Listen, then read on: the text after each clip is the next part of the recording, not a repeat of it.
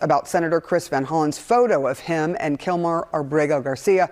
Senator Van Hollen of Maryland looked like a fool yesterday, standing in El Salvador, begging for attention from the fake news media. Caitlin Poylance is joining us now from Washington with more. You're really looking at the legal aspect of all of this, because whether or not Trump and what he says about Van Hollen and all of that, it is the courts that have some power here. And this message from the Court of Appeals, this order, is quite surprising. Tell us what it says.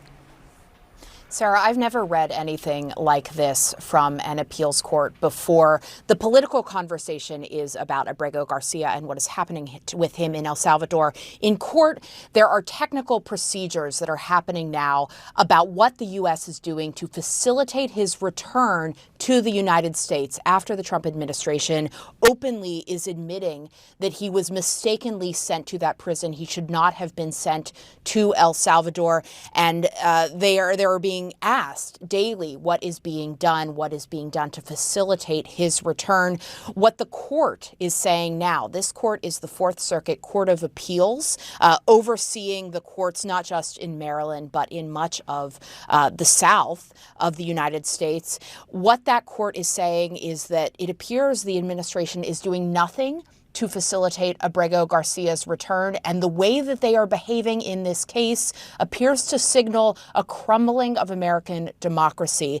Judge J. Harvey Wilkinson, one of the longest-serving appellate judges in the United States, a renowned conservative judge, he wrote 7 pages yesterday about this, imploring the executive branch to listen to the courts, to uphold the rule of law, and to follow the Constitution in a way that preserves American democracy before it is too late. He writes, while there is still time. This is more of what the judge wrote in his order. If today the executive claims the right to deport without due process and in disregard of court orders, what assurance will there be tomorrow that it will not deport American citizens and then disclaim responsibility to bring them home?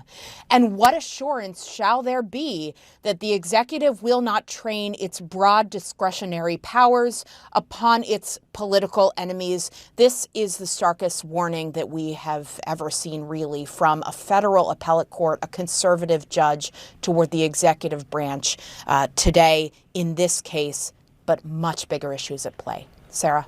Yeah, that is some very strong wording and unmistakable a warning to the Trump administration. Caitlin Poylance, thank you so much for your great reporting there. Kate? So this